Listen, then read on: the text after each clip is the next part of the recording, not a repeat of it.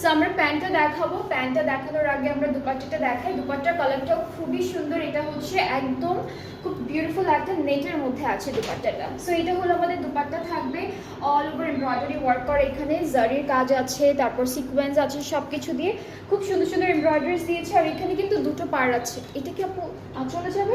এটা হচ্ছে আঁচলে যাবে, এই পার্টটা হলো আঁচলে যাবে। আর এখন আমরা ট্রাউজারটা দেখাবো। ট্রাউজারটা হচ্ছে থাই সিল্কের মধ্যে, এটা হলো ক্রাশড টাইপের একটা মেটেরিয়াল।